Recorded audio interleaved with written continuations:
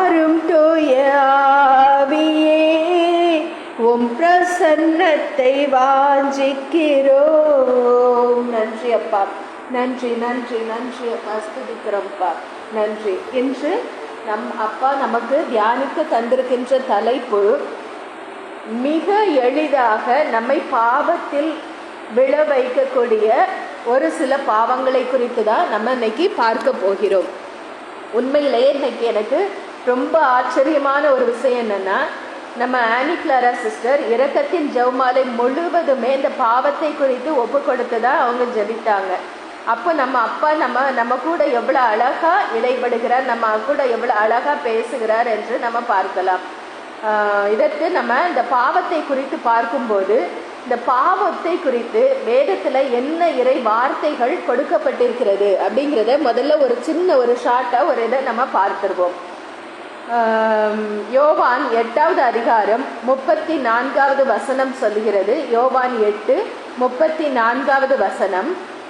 அதற்கு இயேசு, பாவம் செய்யும் எவரும் பாவத்திற்கு அடிமை என உறுதியாக உங்களுக்கு சொல்லுகிறேன்.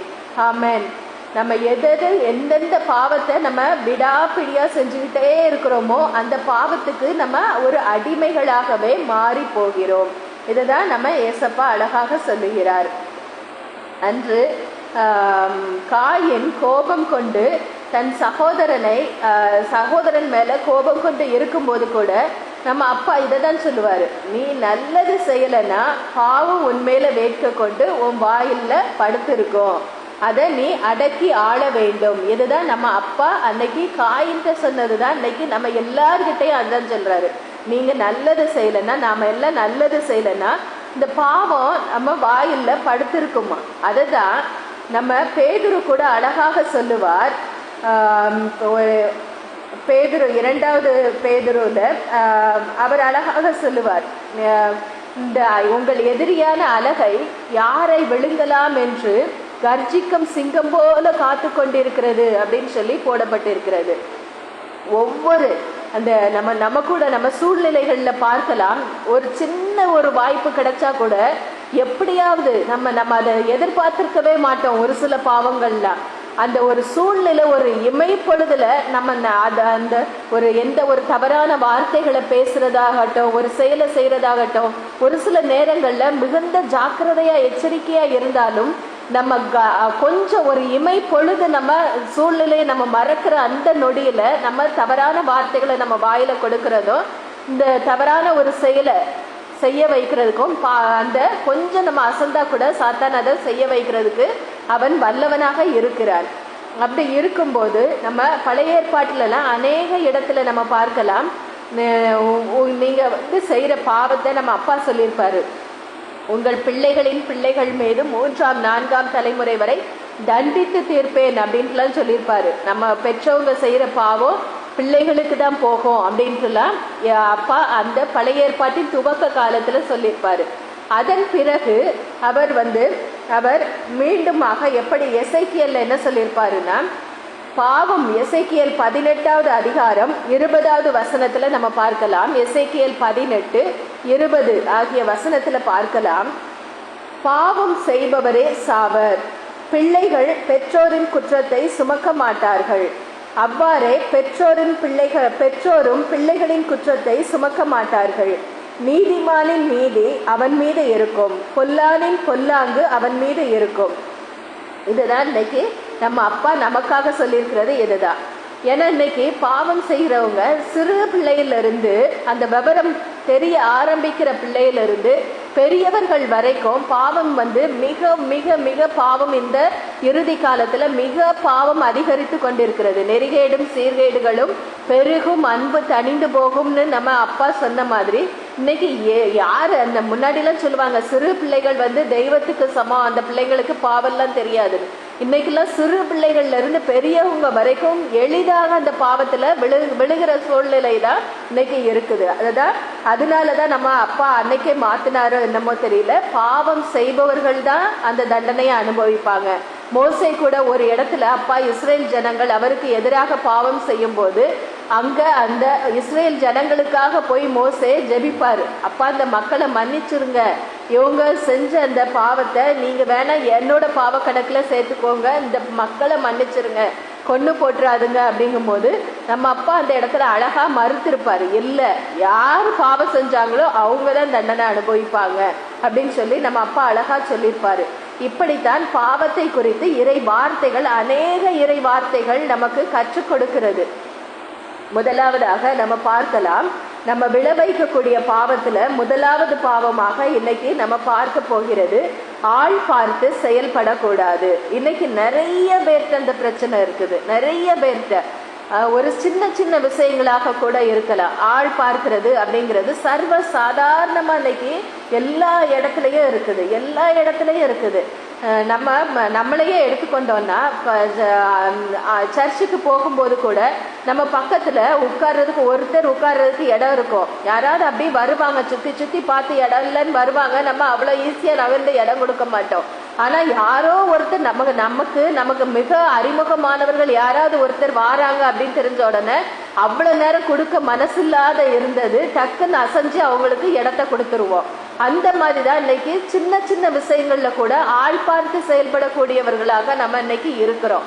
அது இந்த மாதிரி சிறு விஷயங்களாக இருக்கலாம், அல்லது ஏழை பணக்காரன் அப்படிங்கிற ஒரு பாகுபாடு இருக்கலாம், இல்ல மேல் ஜாதி கீழ் ஜாதி தீண்ட தகாதவர்கள், இந்த மாதிரி இதெல்லாம் இன்னும் இருக்குது. ஒரு 10-15 ஒரு 20 வருஷத்துக்கு முன்னாடி நம்ம தென் தமிழகத்துல இந்த ஜாதி அப்படிங்கிறது மிக கொடூரமாக இருந்தது. நம்ம ஒரு அந்த ஒரு 15-20 வருஷத்துக்கு முன்னாடி கூட ஒரு கேஸ் மிக பரபரப்பா பேசப்பட்டது. ஒரு பெண், உயர் ஜாதியை சேர்ந்த ஒரு பெண் கீழ் ஜாதியை சேர்ந்த ஒரு பையனை விரும்பி ஓடி போய் திருமணம் முடித்து கொண்டான்னு கௌரவ கொலை அப்படிங்கிற பேர்ல அந்த பொண்ணு கண்ணு முன்னாடியே அந்த பையனை வெட்டி கொண்டு இருப்பாங்க. இறுதியாக அந்த பெண் தன் பெற்றவர்கள் என்று பாராம கேஸ் கொடுத்து அந்த பையனை சிறையில் பிடித்து போட்டிருப்பாங்க. அந்த மாதிரி அதற்கப்புறம் தென் தமிழகத்துல அதிகம் இந்த ஜாதி பிரச்சனை இருந்த மாதிரி தெரியல, இந்த பாகுபாடு இல்லை. ஆனா இன்னைக்கு நார்த் இந்தியாவில், வட இந்தியாவில் இந்த ஜாதி பிரச்சனை இன்னைக்கு பயங்கரமா பரவிட்டு இருக்குது. இந்த ஆள் பார்த்து செயல்படுகிறது சின்ன சின்ன விஷயத்துல தொடங்கி பெரிய விஷயம் வரைக்கும் இந்த ஆள் பார்த்து செயல்படுகிறது அப்படிங்கிறது இன்னைக்கு நடந்துகிட்டு தான் இருக்குது. இதை நம்ம வசனம் மூலமா பார்க்கலாம். சாலமோன் ஞானம் 6வது அதிகாரம் 6, 7, 8 ஆகிய வசனங்கள். சாலமோன் ஞானம் 6வது அதிகாரம் 6, 7, 8 ஆகிய வசனங்கள். எளியோருக்கு இரக்கம் காட்டி அவர்களை பொறுத்தருள்வார், வலியோரை வன்மையாக கண்டிப்பார். அனைத்திற்கும் ஆண்டவர், யாருக்கும் அஞ்சி நடுங்க மாட்டார். உயர்ந்தோருக்கென்று தனி மதிப்பு அளிக்க மாட்டார். ஏனெனில் பெரியோரையும் சிறியோரையும் படைத்தவர் அவரே, எல்லோரும் ஒன்றென எண்ணி காப்பவரும் அவரே. அவர் வலியோரிடம் கண்டிப்பாக கணக்கு கேட்பார். ஆமென், ஹல்லேலூயா. நம்ம அப்பா முன்னாடி எல்லாருமே சமம்தான். அவருக்கு பெரியவங்க சிறியவங்க ஏழை பணக்காரன் எந்த ஒரு வித்தியாசமும் கிடையாது, தீண்டத்தகாதவங்க, அவர் எல்லாரையும் ஒண்ணு போலதான் படைச்சாரு, ஒரே மாதிரி தான் படைச்சாரு. அவருக்கு முன்னாடி வித்தியாசமே கிடையாது. அவர் முன்னாடி தான் நம்ம இறுதி நாள்ல நம்ம ஒவ்வொருத்தருமே அவர் முன்னாடி தான் போய் நிக்கணும். அப்படி இருக்கும்போது நமக்குள்ள இந்த ஆள் பார்த்து செயல்படுகிறது அப்படிங்கிற அந்த பாவம் கண்டிப்பாக நமக்குள்ள இருக்கவே கூடாது. யாக்கோபு 2வது அதிகாரம் 1-9 வரைக்கும் நம்ம பார்க்கலாம். யாக்கோபு மிக அழகாக வேற எந்த ஒரு மற்ற நூல்கள் எல்லாம் குறிப்பிடப்பட்டதை விட இந்த யாக்கோபு ஆள் பார்த்து செயல்படுகிறத குறித்து மிக அழகாக அதை விளக்கி சொல்லியிருப்பாரு. எப்படி அந்த காலத்திலேயே அந்த ஆள் பார்த்து செயல்படுகிறதுங்கிற பாவம் இருந்திருக்கு. அந்த பாவம் இன்னைக்கு இன்னும் மிக அதிகமாக அது அதிகரித்து கொண்டுதான் இருக்குது. நம்ம பார்க்கலாம். யாக்கோபு 2வது அதிகாரம் 1-9 வரைக்கும் நம்ம பார்க்கலாம். என் சகோதர சகோதரிகளே, மாட்சிமிக்க நம் ஆண்டவர் இயேசு கிறிஸ்துவினிடம் நம்பிக்கை கொண்டுள்ள நீங்கள் ஆள் பார்த்து செயல்படாதீர்கள். பொன் மோதிரமும் பளபளப்பான ஆடையும் அணிந்த ஒருவரும் அழுக்கு கந்தையணிந்த ஏழை ஒருவரும் உங்கள் தொழுகை கூடத்தினுள் வருகிறார்கள் என வைத்துக் கொள்வோம். அப்பொழுது நீங்கள் பளபளப்பான ஆடை அணிந்தவர் மீது தனி கவனம் செலுத்தி அவரை பார்த்து தயவு செய்து இங்கே அமருங்கள் என்று சொல்லுகிறீர்கள். ஏழையிடமோ அங்கே போய் நில் என்றோ அல்லது என் கால் பக்கம் தரையில் உட்கார் என்றோ சொல்கிறீர்கள். இவ்வாறு உங்களுக்குள்ளே வேறுபாடு காட்டி தீய எண்ணத்தோடு மதிப்பிடுகிறீர்கள் அல்லவா? என் அன்பார்ந்த சகோதர சகோதரிகளே, நான் சொல்வதை கேளுங்கள். உலகின் பார்வையில் ஏழையாய் இருப்பவர்களை நம்பிக்கையில் செல்வர்களாகவும் தம்மீது அன்பு செலுத்துகிறவர்களுக்கு வாக்களிக்கப்பட்ட அரசை உரிமை பெயராக பெறுபவர்களாகவும் கடவுள் தேர்ந்து கொள்ளவில்லையா? நீங்களோ ஏழைகளை அவமதிக்கிறீர்கள். உங்களை கொடுமைப்படுத்தி நீதிமன்றத்திற்கு எடுத்து செல்வோர் யார்? செல்வர் அல்லவா? கடவுள் உங்களுக்கு கொடுத்துள்ள நற்பெயரை பழிப்பவர்களும் அவர்கள் அல்லவா? உன் மீது அன்பு கூர்வது போல உனக்கு அடுத்திருப்பவர் மீதும் அன்பு கூர்வாயாக என்னும் இறையாட்சியின் சட்டம் மறை நூலில் உள்ளது. இதை நீங்கள் கடைபிடித்தால் நல்லது. மாறாக நீங்கள் ஆள் பார்த்து செயல்பட்டால் நீங்கள் செய்வது பாவம். நீங்கள் குற்றவாளிகள் என அச்சட்டமே உங்களுக்கு தீர்ப்பளிக்கும். ஆமென். நம்ம யாக்கோபுல சொல்லப்பட்டபடி ஆள் பார்த்து செயல்படுகிறது எவ்வளவு பெரிய பாவம் அப்படின்னு சொல்லி நம்ம பார்க்கலாம். அந்த பாவம் நமக்கு எதிராக தீர்ப்பளிக்கும் அப்படின்னு சொல்லப்பட்டிருக்குது. அன்னைக்கு இருந்த அந்த பாவம் தான் இன்னைக்கு வரைக்கும் தொடர்ந்துகிட்டே இருக்குது. எல்லாருமே இந்த பாவத்துல ஏதோ ஒரு நேரத்துல நம்ம விழுந்திருப்போம். இந்த ஒரு சின்ன சின்ன விஷயத்துல நம்ம இந்த மாதிரி இடம் கொடுக்கறது, அந்த மாதிரி விஷயங்கள்ல நம்ம கண்டிப்பா எல்லாருமே விழுந்திருப்போம். அப்போ அந்த பாவத்தை நம்ம அப்பா நமக்கு உணர்த்துகிறார், அதை செய்யக்கூடாது அப்படின்னு. அன்னைக்கு யூத மக்கள்கிட்டையும் இந்த மாதிரியான ஆள் பார்த்து செயல்படுகிற இந்த ஒதுக்கி வைக்கிற பழக்கம் அன்னைக்கு யூத சமுதாயத்திலேயே நிறைய இருந்தது. அந்த மக்கள்கிட்டையும் எப்படின்னாக்கி அந்த சமாரியர்கள், அந்த பாவிகள், வரி கண்டுபவர்கள், இவங்களெல்லாம் இந்த உடல் ஊனமுற்றவர்கள், இவர்களெல்லாம் என்ன செய்வாங்கன்னா பாவிகள், பாவம் செஞ்சதுனாலதான் இவனுக்கு அந்த நோய் வந்திருக்குது அப்படின்னு சொல்லி அவர்களெல்லாம் பாவிகள்ங்கிற லிஸ்ட்ல சேர்த்து அவர்களெல்லாம் ஒதுக்கி வைப்பாங்க. அவர்களோட பழகிறது இல்லை, அவர்களோட உணவு உண்ண போறதில்லை. அந்த மாதிரி அவர்களை ஒதுக்கி வைத்திருப்பார்கள். தீண்டத்தகாதவர்களாக அவர்களை ஒதுக்கி வைத்திருப்பாங்க. அப்படி இருக்கும்போது நம்ம அப்பா ஒவ்வொரு பாவிகளையா தேடி தேடி தேடி போய் தான் அவர்களோட பேசியிருப்பார். நம்ம அந்த 4 நற்செய்தி நூல்கள்லையும் பார்த்தோம்னா நம்ம அப்பா யாரையுமே ஒதுக்கி இருக்க மாட்டாரு. பரிசேயர்கள் பார்த்த மாதிரி, யூத மக்கள் அந்த குருக்கள் பார்த்த மாதிரி ஒரு இடத்துல அவர் பார்த்திருக்க மாட்டாரு.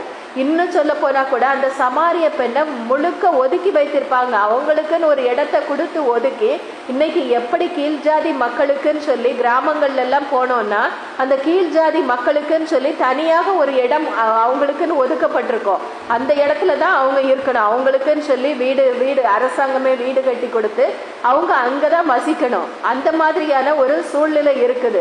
அப்படி இருக்கும்போது அன்னைக்கு கூட அந்த சமாரிய மக்கள்கிட்ட நம்ம அப்பாவா தேடி போறாரு. தேடி போய் எனக்கு தண்ணி கொடு அப்படின்னு சொல்லி கேட்கிறாரு. அப்படி தண்ணி வாங்கிக்கு அந்த பெண்ணோட உறவாடுகிறார். அந்த பெண் அந்த மக்களும் இறைவனை அறிந்து கொள்ள வேண்டும் அப்படிங்கிறதுக்காக. கடவுளோட பார்வையில எல்லாருமே சமந்தான். பேதுரு கூட அந்த கொர்நேலியோ வீட்டுக்கு போக சொல்லும் போது அவர் அந்த போகிறதுக்கு முன்னாடி அப்பா அவருக்கு உணர்த்துவாரு. ஏன்னா யூதர்கள் அவங்க அந்த மாதிரியான அவர்கள் வீட்டுக்கெல்லாம், புறையினத்தார் வீட்டுக்கெல்லாம் அவங்க போக மாட்டாங்க, அவங்களோட பழக மாட்டாங்க, அவங்களோட சாப்பிட மாட்டாங்க. அப்படி இருக்கும்போது அவர் உணர்த்துகிறார். ஒரு தார்பாயில அந்த தீட்டுள்ள விலங்குகளை எல்லாம் வைத்து இதை அடித்து கொண்டு சாப்பிடுன்னு சொல்லி அவர் உணர்த்தி, ஆவியானவர் அதற்கு அப்புறமா அவருக்கு உணர்த்தினதுனாலதான் நீ போ, நான் தான் இவங்களை அனுப்பி விட்டுருக்கிறேன்னு சொன்ன பிறகுதான் பேதுரு போவாரு. அந்த மாதிரி தான் இன்னைக்கு நம்ம சமூகத்திலையும் நிறைய பேர் அந்த தீண்டாமை, இந்த ஒதுக்கி வைக்கிறது, ஆள் பார்த்து செயல்படுகிறது, இது இன்னும் அதிகமாக தான் இருக்குது. நம்ம சமீபமா எல்லாருக்கும் நிறைய பேர் தெரிஞ்சிருக்கலாம், பார்த்துருக்கலாம். ஒரு 2 வீடியோ வாட்ஸ்அப்லையும் யூடியூப்லையும் பயங்கர பரபரப்பா அநேக பேரால ஷேர் பண்ணப்பட்டிருந்து. என்னன்னு சொல்லி பார்த்தோம்னா, ஒரு 5-6 வயது மதிக்கத்தக்க ஒரு சிறு குழந்தை, அந்த சிறுவன்னு கூட சொல்ல முடியாது, சிறு பிள்ளை, சிறு குழந்தை, அதுக்கு ஜாதியை பத்தி என்ன தெரியும், அதுக்கு பாகுபாடை பத்தி என்ன தெரியும், அதுக்கு எதுவுமே தெரியாது. ஜாதின்னா என்னன்னே தெரியாது அந்த குழந்தைக்கு. அப்படி இருக்கும்போது நார்த் சைடில் ஒரு சின்ன கிராமத்தில் ஸ்கூல்ல படிக்கிற அந்த 5-6 வயது மதிக்கத்தக்க ஃபர்ஸ்ட் ஸ்டாண்டர்ட் படிக்கிற ஒரு பையன் அங்கே இருந்த ஒரு டீச்சர்ஸ்க்குன்னு சொல்லி வைக்கப்பட்டிருந்த ஒரு மண்பானையிலிருந்து தண்ணி எடுத்து குடிச்சிருக்கிறான். அதனால அந்த ஸ்கூல் பிரின்சிபல் அவர் என்ன பண்ணியிருக்கிறாரு, அந்த சிறு குழந்தைய அடி அடின்னு அடித்து அந்த குழந்தை இறக்குற வரைக்கும் அடிச்சிருக்கிறாரு. அதை சுத்தி எல்லாரும் பார்த்திருக்கிறாங்க. ஒருத்தர் தடுக்கிறதுக்கு ஒருத்தர் கூட கிடையாது. அந்த பச்சிளம் குழந்தைய தண்ணி குடிச்சா அப்படிங்கிற ஒரே காரணத்துக்காக அந்த குழந்தை இறந்த பிறகு கூட மிதிக்கிறது அடிக்கிறதுன்னு சொல்லி அந்த குழந்தைய பண்ணியிருக்கிறாங்க. இந்த அளவுக்கு இன்னைக்கு நார்த் சைடில் அந்த ஜாதி கொடுமை அப்படிங்கிறது நிறைய இடங்கள்ல இருக்குது. அது மட்டும் இல்ல, சமீபமா வாட்ஸ்அப்ல கூட எல்லாரும் பார்த்துருக்கலாம். ஒரு கீழ் ஜாதி அப்படின்னு சொல்லி ஒதுக்கப்பட்ட ஒரு மனிதன் அந்த உயர் ஜாதியினர் வசிக்கிற அந்த இடத்துல போய் அவங்க கிணத்துல தண்ணி எடுத்து குடித்தான்னு சொல்லி அவங்க காலில் போட்டிருந்த ஷூல தண்ணியை பிடிச்சு அவர் அந்த மனிதனை குடிக்க வைத்து அந்த ஷூவால அவர் தலையில அடிக்கிறாங்க. இந்த மாதிரி எவ்வளவோ கொடுமைகள் நடக்குது. இதெல்லாம் பார்த்துதான் நம்ம அப்பா அன்னைக்கு ஆள் பார்த்து செயல்படுகிறது பாவம், அது தண்டனை தீர்ப்பை பெற்று தரும் அப்படின்னு சொல்லியிருக்கிறாரு. இன்னைக்கு நம்ம கூட நம்ம சின்ன சின்ன விஷயம்தான், ஆனாலும் நம்மளும் அறியாமையில அதை செஞ்சுட்டு தான் இருக்கிறோம். அதை நம்ம மாத்திக்கணும். அடுத்ததாக நம்ம பார்த்தோம்னா, இத்தனைக்கும் அந்த ஸ்கூல்ல அந்த பிரின்சிபல் அந்த குழந்தைய அடிக்கும் போது அவருக்கு தெரியாதா? சின்ன குழந்தைக்கு தெரியாது. இத்தனைக்கும் எல்லா ஸ்கூல்ல எல்லா பிள்ளைங்க படிக்கிற பாட புத்தகத்திலையும் அந்த முதல் அந்த பக்கத்துல என்ன எழுதியிருக்கோம்? தீண்டாமை மனித நேயமற்ற செயலும் பெருங்குற்றமும் ஆகும். பெரிய எழுத்துல போட்டிருப்பாங்க. ஆனா பாடம் சொல்லி கொடுக்க வேண்டிய டீச்சர்ஸே எவ்வளவு ஒரு பச்சிளம் குழந்தைன்னு கூட பார்க்காம கொலை செய்கிற அளவுக்கு ஆள் பார்த்து செயல்படுதல் இன்னைக்கு நடந்துகிட்டு இருக்குது. அடுத்தது நம்ம பார்க்கலாம், கண்களின் இச்சைக்கு அடிமையாக கூடாது. மிக மிக மிக எல்லார்கிட்டையும் இருக்கிற ஒரு பாவம் தான் இந்த கண்களின் இச்சை அப்படிங்கிறது. எல்லாரும் சிறு பிள்ளையிலிருந்து அந்த கை குழந்தையில இருந்து இன்னைக்கு கண்களின் இச்சையில விழுந்து போய் கிடக்குது. வயசானவங்கல இருந்து கை குழந்தை வரைக்கும் நம்ம அதை பார்க்கலாம். லூக்கா 11வது அதிகாரம் 33வது வசனம் பின்பகுதியிலிருந்து 35 வரைக்கும். லூக்கா 11வது அதிகாரம் 33 பின்பகுதியிலிருந்து 35 வரைக்கும். உங்கள் கண் தான் உடலுக்கு விளக்கு. படிங்க. உங்கள் உடல் முழுவதும் ஒளி பெற்றிருக்கும். அது கெட்டு போனால் உங்கள் உடல் இருளாயிருக்கும். ஆகையால் உங்களுக்கு ஒளி தர வேண்டியது இருளாயிராதவர் பார்த்துக் கொள்ளுங்கள். ஆமென். இன்னைக்கு நம்ம ஒரு பாவம் செய்கிறோம் அப்படின்னோம்னா அது கண்கள் கொடுக்கிற இச்சையினாலதான் நிறைய பாவம் நடக்குது.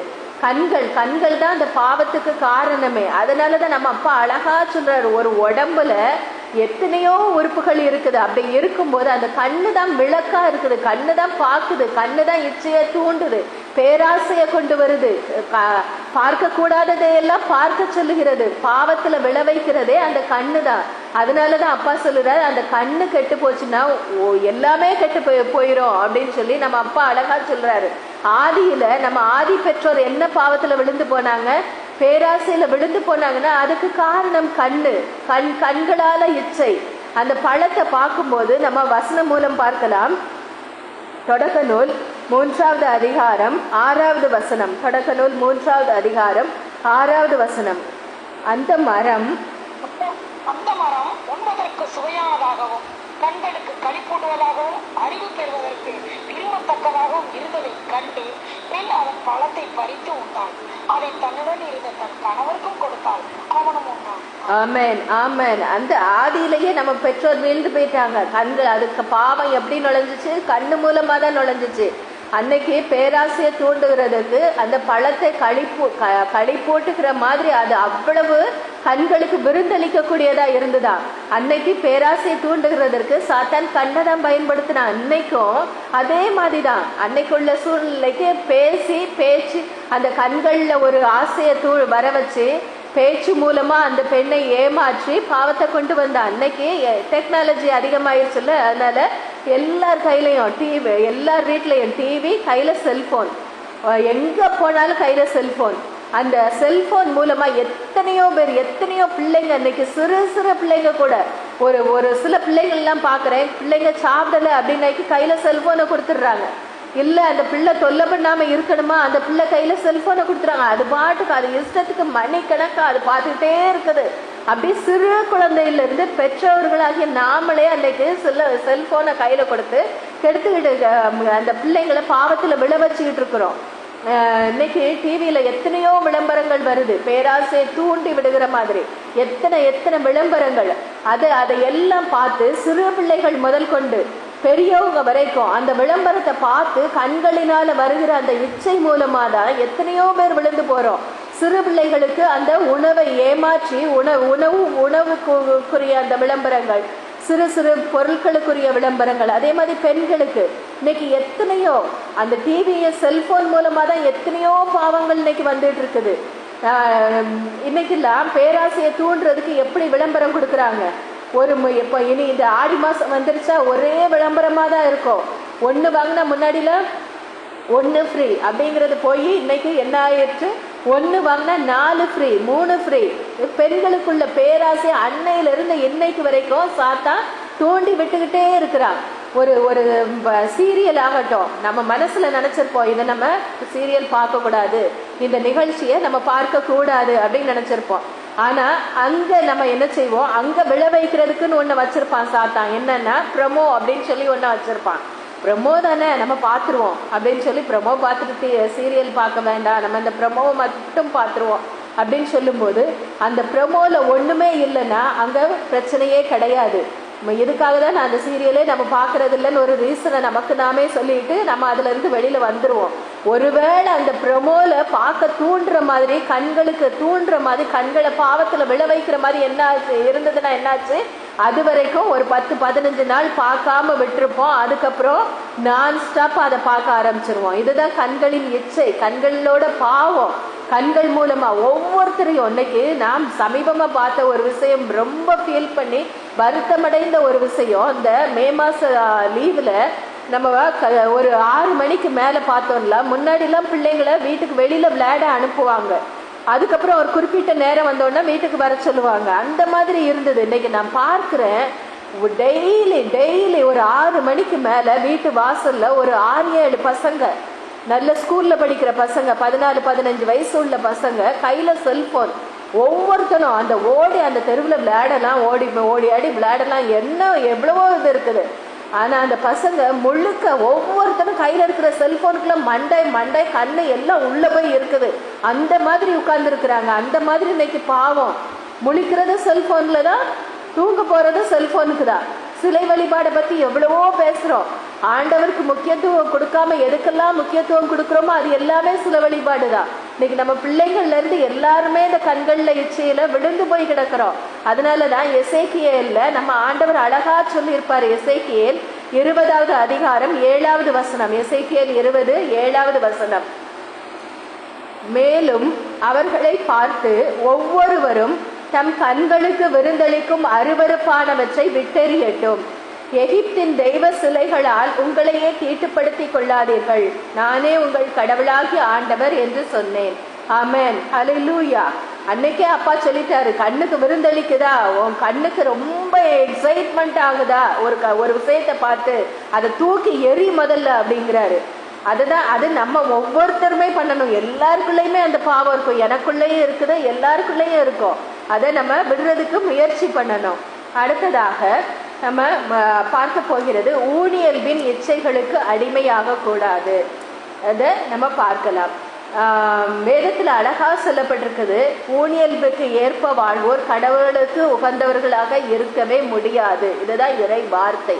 ஆனா இன்னைக்கு நிறைய பேர் ஊனியல்பின் இச்சைகளுக்கு விழுந்து போய் கிடக்கிறோம்.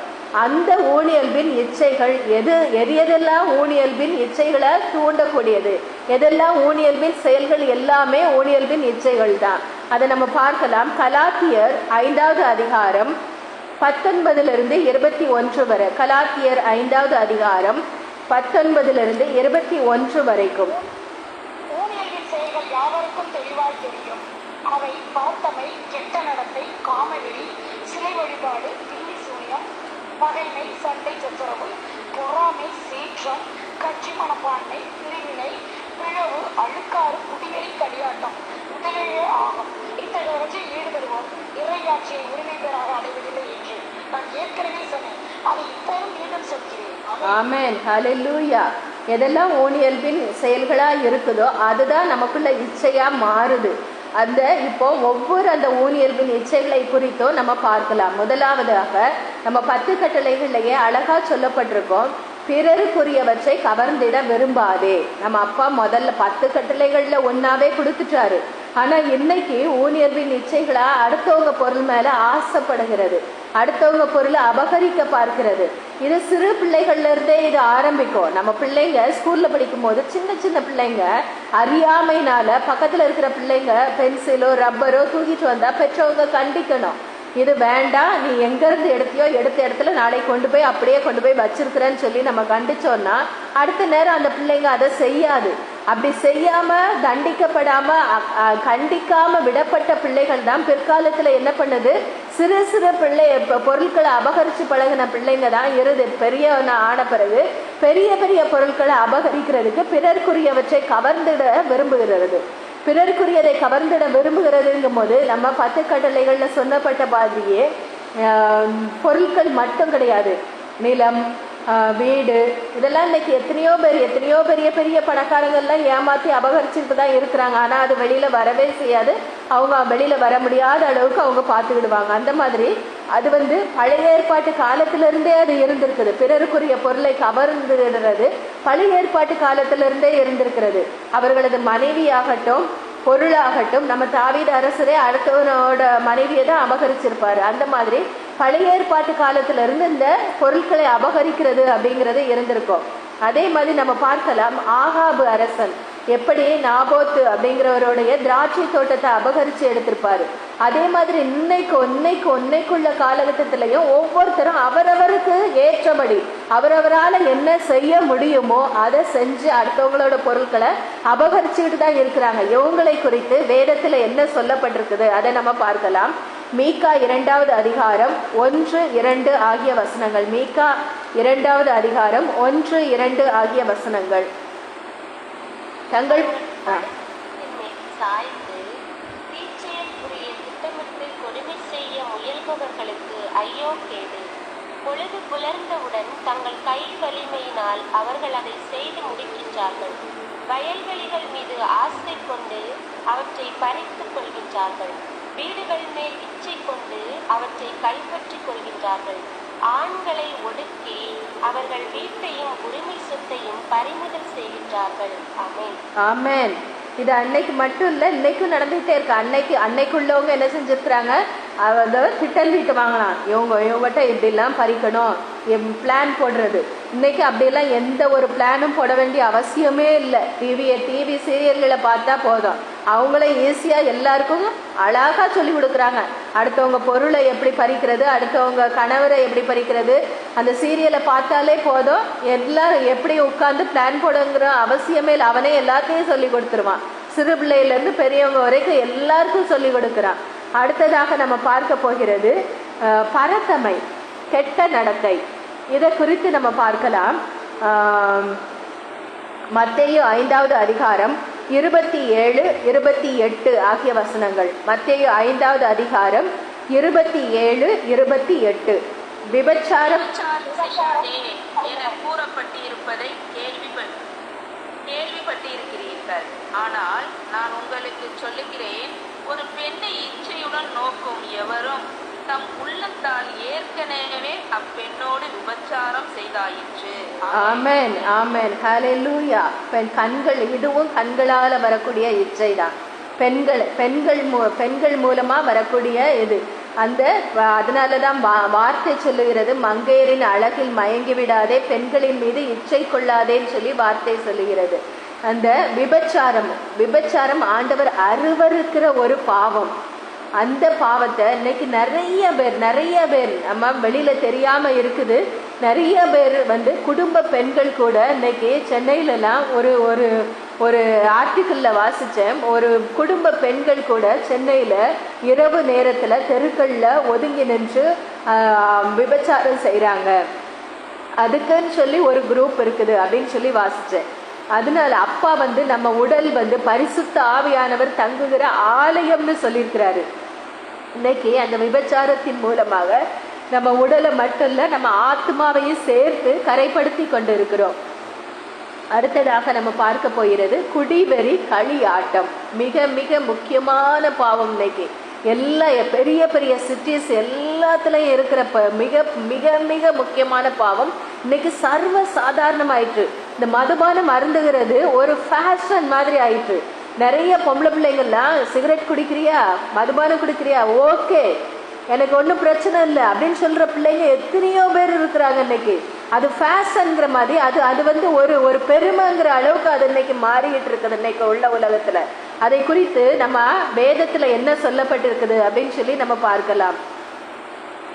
ஆமோஸ் 6வது அதிகாரம் 4-7 வரைக்கும். ஆமோஸ் 6வது அதிகாரம் 4-7 வரைக்கும். தந்தத்தாலான கட்டிலில் பஞ்சனை படிங்க சிஸ்டர். ஆமோஸ் 6வது அதிகாரம் 4-7 வரைக்கும். தந்தத்தாலான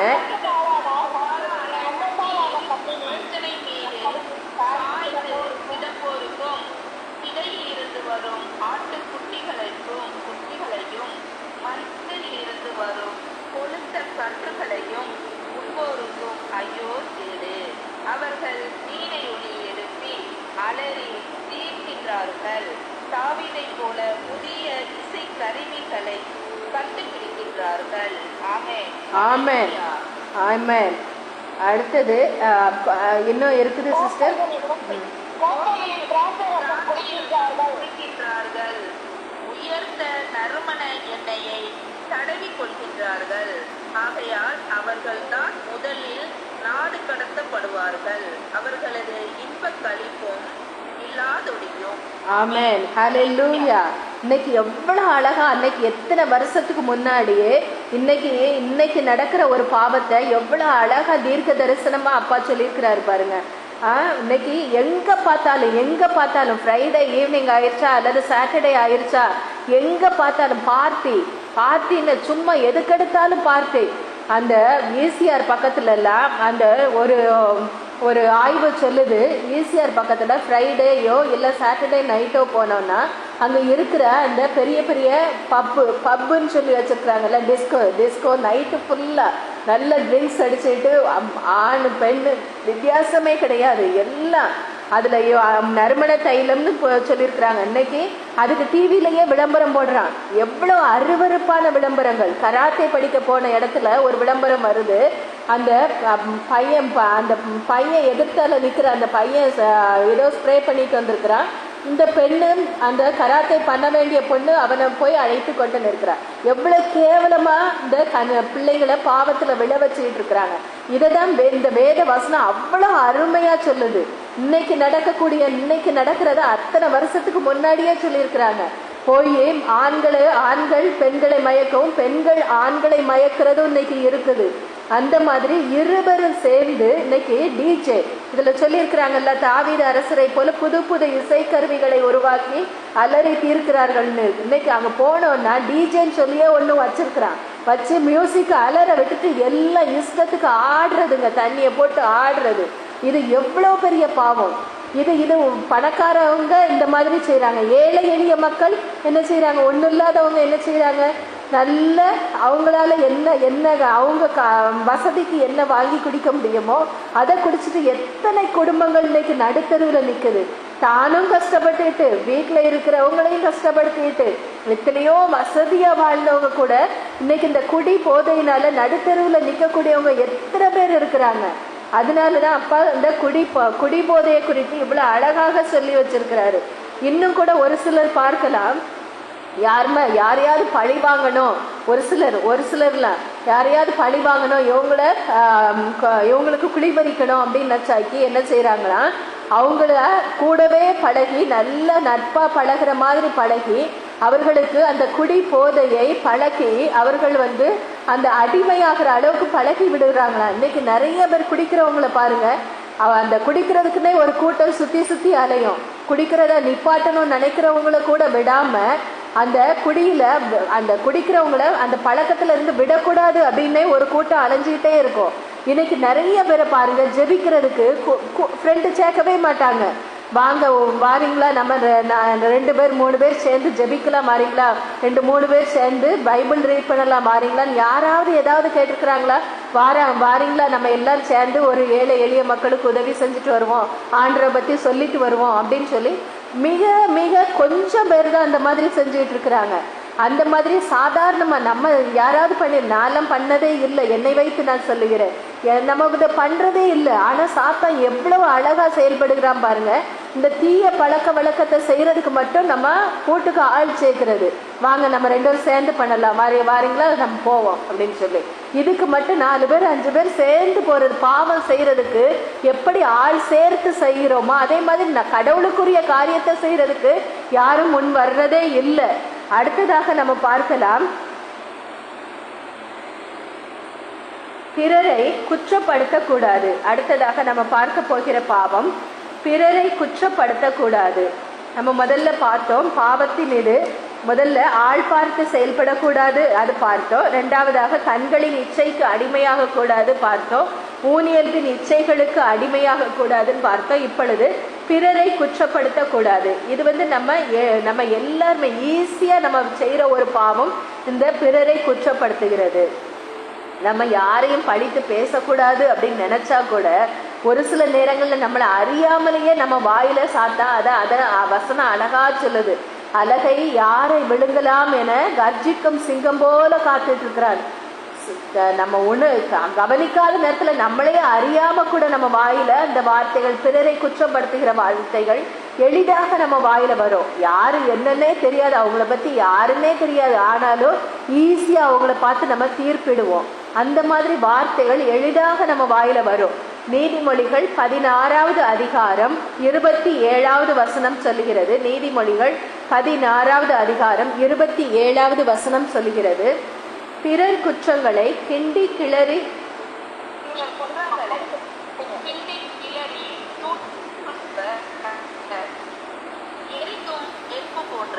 அவரது நாக்கு. ஆமென் ஆமென் ஹல்லேலூயா.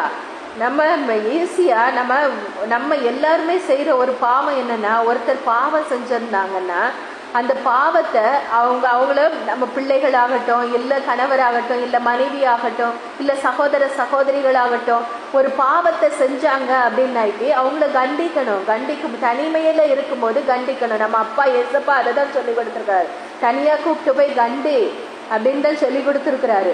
அவங்க மனசு மாறி அந்த குற்றத்துக்காக மனம் வருந்தி மன்னிப்பு கேட்கும் போது அதை மன்னிச்சிடணும்.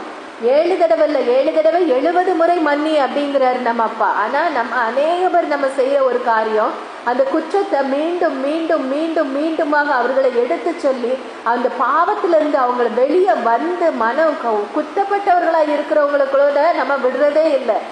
வாய்ப்பு கிடைக்கும் போதெல்லாம் அதை குத்தி காட்டக்கூடியவர்கள் ஒரு சில பேர் இருக்கிறாங்க. அவங்க இருதயத்தை ரணப்படுத்தக்கூடிய ஒரு சிலர் இருக்கிறாங்க. அதனாலதான் இந்த வேத வசனம் அழகாக சொல்லுகிறது, பிறர் குற்றங்களை கிண்டி கிளறி தூற்றுகிறவர் கயவர் அப்படின்னு சொல்லப்பட்டிருக்குது. இன்னும் கூட ஒரு வசனம் சொல்கிறது, சீராக்கின் ஞானம் 8வது அதிகாரம் 5வது வசனம். சீராக்கின் ஞானம் 8வது அதிகாரம் 5வது வசனம், பாவத்தினின்று மனம் திரும்புவோரை பழிக்காதே, நாம் எல்லோருமே சட்டைக்கு முன்னர்கள் என்பதை நினைத்துக் கொள். ஆமென் ஆமென் ஹல்லேலூயா. இந்த பிறரை குற்றப்படுத்துகிறத குறித்து எப்படி யாக்கோபுல ஆள் பார்த்து செயல்படுகிறது பாவம் அப்படின்னு சொல்லி யாக்கோபு அழகா தெளிவா சொல்லியிருக்கிறாரோ, அதே மாதிரி யாக்கோபுல நூல்ல தான் நம்ம அழகா பார்க்கலாம். இந்த குற்றப்படுத்துகிறது, பிறரை பழித்து பேசுகிறது, பழிப்புரை சொல்லுகிறது, ஏளனம் பண்றது, கேலி பண்ணுறது, கிண்டல் பண்றது, பிறரை தீர்ப்பிடுகிறது. இவங்க இப்படிதான், இவங்க இதான் செய்வாங்க, இவங்க வேலையே இதுதான், நமக்கு ஏதோ அவங்க கூடவே வாழ்ந்த மாதிரி ஈஸியா நம்ம சொல்லிட்டு போயிடுவோம். அந்த இதை பிறரை ஜட்ஜ் பண்றது, அந்த பிறரை தீர்ப்பிடுறது மிகப்பெரிய பாவம் அப்படின்னு நம்ம யாக்கோபு நூல்ல அழகாக நம்ம பார்க்கலாம். யாக்கோபு 4வது அதிகாரம் 11, 12 ஆகிய வசனங்கள். யாக்கோபு 4:11. சகோதரிகளே, உங்களுள் ஒருவர் மற்றவரை பழித்துரைக்க வேண்டாம். தம் சகோதரர் சகோதரிகளை பழித்துரைப்போர் அல்லது அவர்களுக்கு தீர்ப்பு அளிப்போர் திருச்சட்டத்தை பரிந்துரைக்கின்றனர். அச்சட்டத்துக்கு எதிராக தீர்ப்பு அளிக்கின்றனர். சட்டத்துக்கு எதிராக நீங்கள் தீர்ப்பு அளிக்கும் போது நீங்கள் அதை கடைபிடிப்பவராக அல்ல, மாறாக அதற்கு எதிராக தீர்ப்பு அளிக்கும் நடுவர்களாக ஆகி வருகிறீர்கள். திருச்சட்டத்தை கொடுத்தவரும் தீர்ப்பு அளிப்பவரும் ஒருவரே, அவரே மீட்கவும் அழிக்கவும் வல்லவர். அவ்வாறு இருக்க உங்களை அடுத்திருப்பவருக்கு தீர்ப்பளிக்க நீங்கள் யார்? ஆமென். ஆமென். ஆமென். ஹல்லேலூயா. நம்ம அடுத்திருக்கிறவங்களை ஈஸியா தீர்ப்பிடுறோம். இன்னும் கூட நம்ம நிறைய பேர் நம்ம செய்யற ஒரு பாவம், நம்ம அரசியல் தலைவர்களாகட்டும், அந்த சினிமா இதில் ஃபீல்டில் இருக்கிறவங்களாகட்டும், அவங்க வாழ்க்கை குறித்து எதுவுமே நமக்கு தெரியாது. தெரிந்தால் கூட அதை தீர்ப்பிடக்கூடாது. அவங்கள பற்றி அவங்க வாழ்க்கையில் நம்ம என்னன்னே தெரியாது. ஆனால் நம்ம ஈஸியாக தீர்ப்பிடுவோம். நம்ம எல்லாருமே இதை செஞ்சுருக்கோம். அவங்க இப்படியா அப்படியான்னு சொல்லி அதில் வருகிற காசிப்ஸ் எல்லாம் படித்து தீர்ப்பிட்டு இருப்போம். அது கூட பாவம். அவங்கள தீர்ப்பிடுறதுக்கு நம்மளுக்கு எந்த ஒரு உரிமை கிடையாது. யாரையுமே நம்ம உடன் பிறந்தவர்களாகட்டும், நம்ம சொந்த பிள்ளைகளாகட்டும் கூட, நம்ம பிள்ளைகளை கூட, இந்த பிள்ளையா இந்த பிள்ளை உருப்படவே செய்யாது, இந்த பிள்ளை இந்த பிள்ளை எதுக்குமே லாய்க்கு இல்லை, இது கூட தீர்ப்பிடுகிறது தான். இதை கூட ஆண்டவர் அருவருக்கிறார். இது பிறரை தீர்ப்பிடுகிறது. அவர் ஒவ்வொரு பிள்ளைக்கும் ஒவ்வொருத்தருக்கும் ஒவ்வொரு திட்டம் வச்சு அவர் உருவாக்கி இருக்கிறாரு. தன்னோட சொந்த உருவிலையும் சாயல்லையும் ஒவ்வொருத்தரையும் உருவாக்கி இருக்கிறாரு.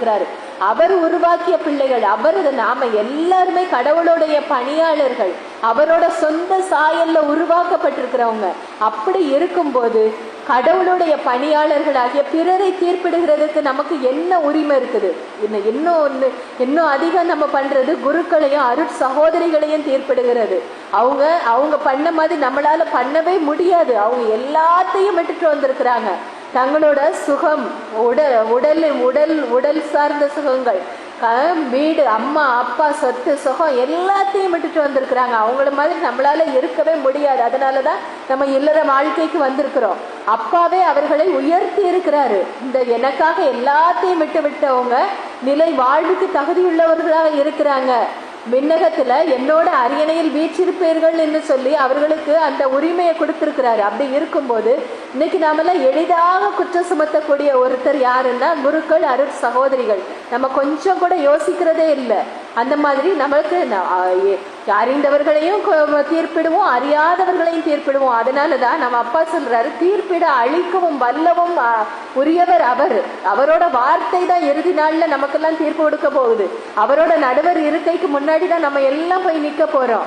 தீர்ப்பு கொடுக்கிற அதிகாரம் அவருக்கு மட்டும்தான் இருக்குது. அவரோட அதிகாரத்தை நம்ம கையில எடுக்கிறதுக்கு நாம யாரு, நீங்க யாரு அப்படின்னு சொல்லி அதான் அப்பா கேட்கிறாரு. அடுத்ததாக நம்ம பார்க்கலாம், நம்ம தாவீது அரசரோட வாழ்க்கையில கூட நம்ம பார்க்கலாம். எத்தனையோ இடங்கள்ல சவுல் அவரை கொலை செய்யறதுக்காக விரட்டிட்டே இருப்பாரு. 2-3 இடங்கள்ல தாவீதுக்கு வாய்ப்பு கிடைக்கும், சவுல் அரசரை கொல்லுறதுக்கு வாய்ப்பு கிடைக்கும்.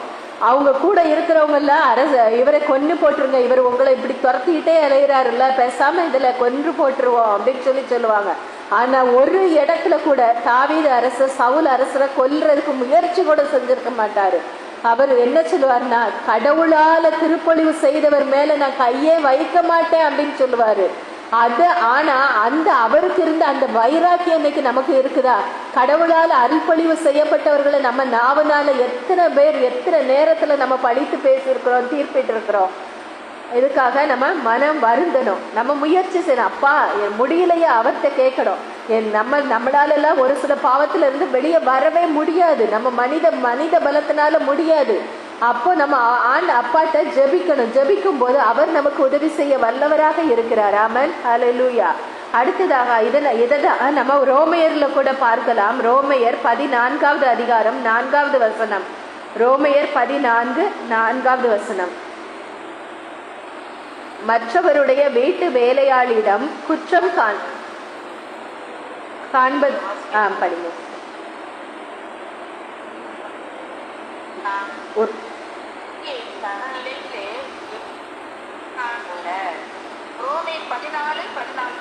ரோமையர் 14:4வது வசனம்.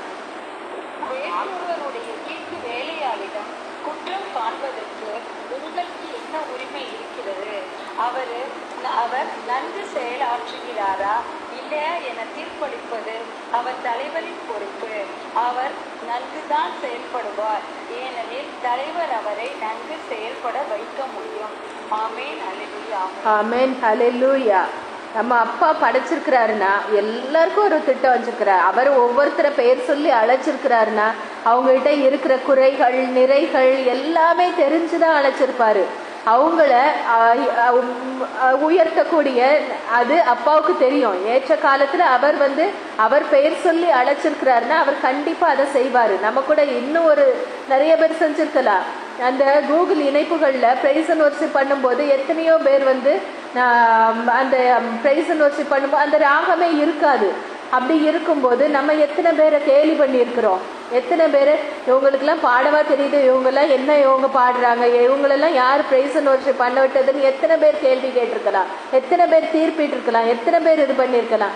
சின்ன சின்ன விஷயங்கள் தான், சின்ன சின்ன விஷயங்கள், சின்ன நம்ம கண்டுக்காத சிறு சிறு விஷயங்கள்ல தான் சாத்தா நம்மளை விழ வைப்பான். இந்த ஒரு பாவத்தை குறித்து நம்ம கவனமா இருக்கணும்.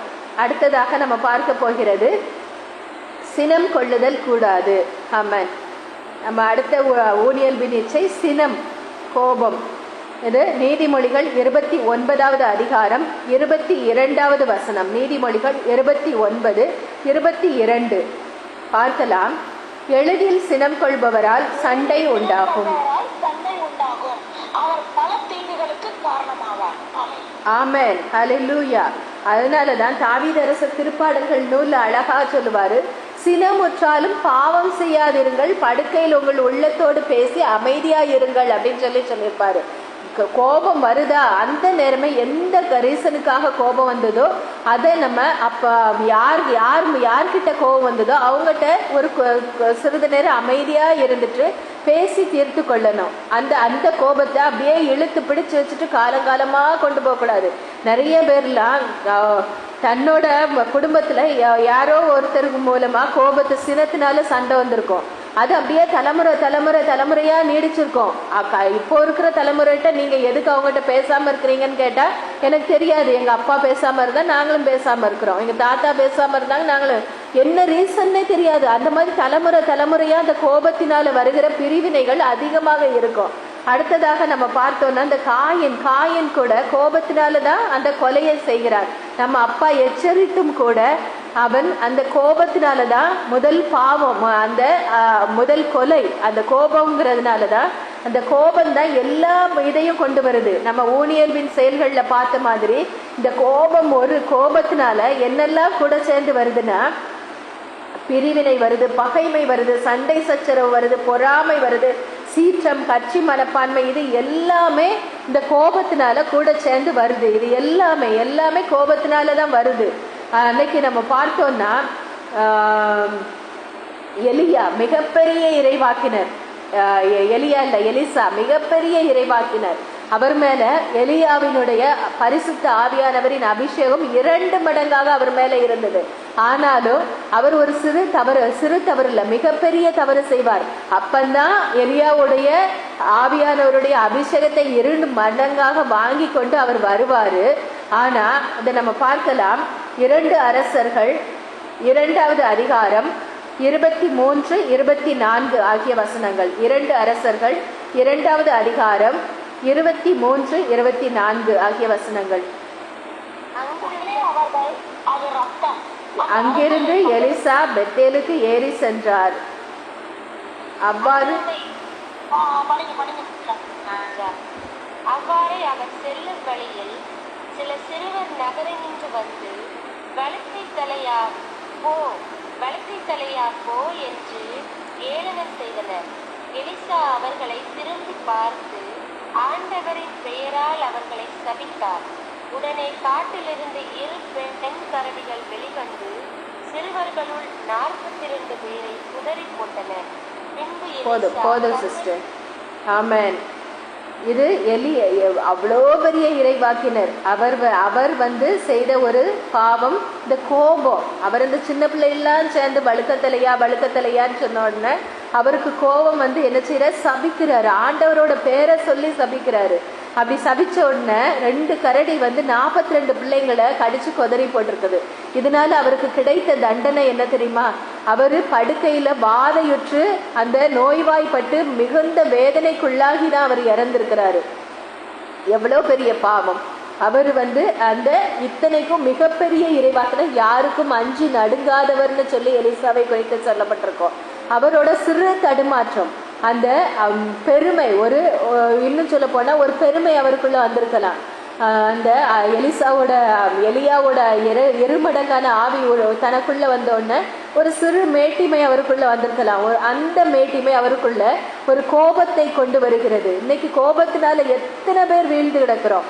கணவன் மனைவிக்குள்ள அந்த சிறு சிறு கோபத்தினால எத்தனை வேண்டாத வார்த்தைகள் எல்லாம் நம்ம யூஸ் பண்றோம்.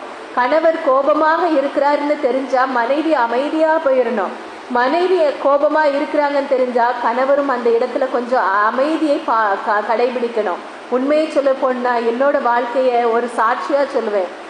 முன்னாடியில என் கணவர் தான் அதிகமா கோபப்படுவாங்க, நான் அமைதியா போயிடுவேன்.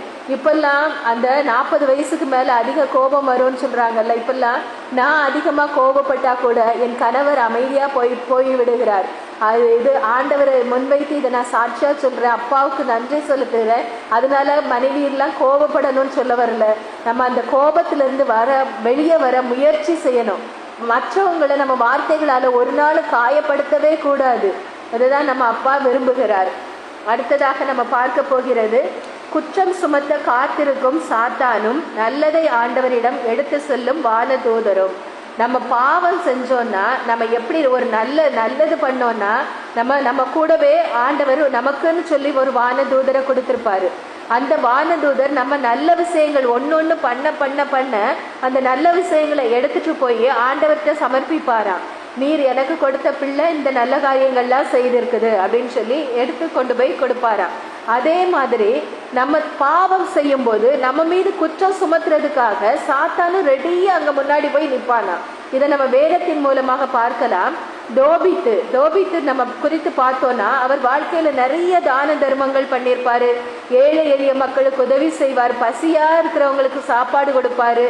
இன்னும் சொல்ல போனோம்னா, இறந்தவர்களெல்லாம் அவங்கள அந்த அசிரிய அரசன் வந்து இவர்களெல்லாம் இந்த இஸ்ரேல் மக்களை நாடு கடத்தி கொண்டு போய் அசிரிய நாட்டில் வச்சிருப்பான். அப்படி வச்சிருக்கும் போது அவன் என்ன செய்வான்னா, அந்த மக்களை, இஸ்ரேல் மக்களை கொன்று அந்த மதிலுக்கு வெளியே தூக்கி வீசி எறிவாங்க. அப்படி எரியும் போது இவர் என்ன செய்வார்னா, அந்த மாதிரி எரியப்பட்ட அந்த சடலங்கள் எல்லாம் இவர் எடுத்து போய் புதைப்பார். யாருக்கும் தெரியாம ரகசியமா ராத்திரி நேரத்துல புதைப்பார். ஏன்னா அரசனுக்கு தெரிஞ்சா அரசன் இவர்களை அந்த மாதிரி புதைக்கிறவங்களை கொன்று போட்டுருமா.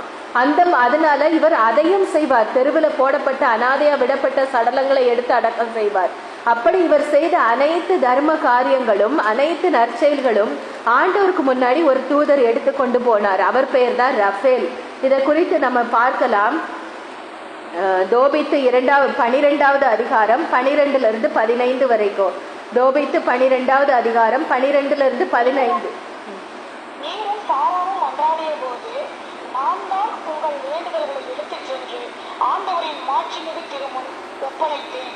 இறந்தோரை நீர் புதைத்து வந்த போதும் நான் அவ்வாறே செய்தேன். ஆமென். நீர் உணவு அருந்துவதை விட்டு எழுந்து வெளியே சென்று இறந்தோரை அடக்கம் செய்ய தயங்காத போது நானே உங்களை சோதிக்க அனுப்பப்பட்டேன். ஆமென். அதேபோல் உமக்கும் உம் மருமகள் சாராவுக்கும் நலம் வரல கடவுள் என்னை அனுப்பினார். நான் ரஃபேல் ஆண்டவருடைய மாட்சிமிகு திருமுன் பணிபுரியும் 7 வானதூதர்களுள் ஒருவர் என்றார். ஆமென், ஆமென், ஹல்லேலூயா. அதனால நம்ம செய்யற செயல்கள் ஆண்டவர் முன்னாடி போகும் அப்படின்னு சொல்லி நம்ம தெரிஞ்சிடலாம். அதே மாதிரி குற்றம் செலுத்துறதுக்கு சாத்தான் ரெடியா இருக்கான் அப்படிங்கிறத நம்ம பார்க்கணும்னா, யோபுல எல்லாருக்கும் தெரியும். யோபுல பார்த்துருக்கலாம். ஆண்டவர் திருமுன்னாடி எல்லாரும் சபை மாதிரி கூடி இருக்கும்போது சாத்தானும் அங்க போய் நிற்பான். அப்போ யோபுக்கு ஆண்டவர் சாட்சி கொடுப்பாரு. என்னோட ஊழியன் யோபுவை பாத்தியா, இந்த உலகத்திலேயே நேர்மையானவனும் கடவுளுக்கு அஞ்சு தீமையை விளக்குறவனும் யோபுவை போல் ஒருவரும் இல்லை அப்படின்னு சொல்லி ஆண்டவர் சாட்சி கொடுப்பாரு. அங்க அவன் ஆண்டவர் திருமுன்னாடி போய் குற்றம் சுமத்துறதுக்கு என்ன போய் நிற்பான்.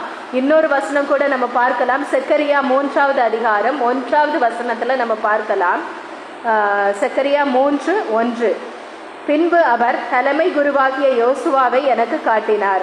அவர் ஆண்டவரின் தூதர் முன்னிலையில் நின்று கொண்டிருந்தார். அவர் மேல் குற்றம் சாட்டுவதற்கு அவரது வலப்பக்கத்தில் சாத்தானும் நின்று கொண்டிருந்தான். ஆமென். இதை நம்ம பார்க்கலாம். சக்கரியா 3வது அதிகாரம் 1வது வசனத்துல சாத்தான் எப்படிலாம் குற்றம் சுமத்துறதுக்கு ரெடியா நின்றுட்டு இருக்கிறான் அப்படின்னு பார்க்கலாம். நம்ம உயிரோடு இருக்கும்போது மட்டும் அவன் போய் குற்றம் சுமத்துறதுக்கு நிக்கிறது இல்லை. நம்ம இறந்து போனா கூட ஆண்டவருடைய பிள்ளைகள், ஆண்டவருக்கு பணி செய்கிறவர்கள் இறந்து போனா கூட அவங்க மேல குற்றம் சுமத்துறதுக்கு சாத்தான் ரெடியா இருப்பானா.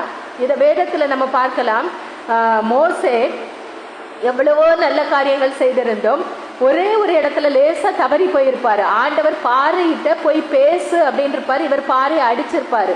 அதனால அவர் கானான் தேசத்துக்குள்ள போக முடியாம போகும். மோசே இறந்தப்ப அவரை ஆண்டவர் தான் அடக்கம் செய்தார் அப்படின்னு சொல்லி வசனம் சொல்லும். வாசிக்க வேண்டாம் சிஸ்டர். இணைச்சட்ட 34வது அதிகாரத்துல 5, 6 ஆகிய வசனங்கள்ல ஆண்டவர் தான் மோசையை அடக்கம் செய்தார். அவரை எங்க அடக்கம் செஞ்சாங்கன்னு யாருக்குமே தெரியாது அப்படின்னு இருக்கும். அதே இதை யூதா 1வது அதிகாரம் 9வது வசனத்துல நம்ம பார்க்கலாம். மிக்கேல் அதிதூதர்கிட்ட இந்த பிசாசு போய் சண்டை போடுவான். அவரோட உடம்பை என்கிட்ட கொடு அப்படின்னு சொல்லி சண்டை போடுவான். அந்த மாதிரி கடவுளோட பணியாளர்கள் இறந்து போனா கூட இவன் மிட்டை வைக்கிறது இல்லை. அந்த மாதிரி சண்டை போடக்கூடியவனாக இருக்கிறான். நான் இப்போ ஒரே ஒரு சத்தியம் மட்டும் சொல்லி முடிக்கிறேன்.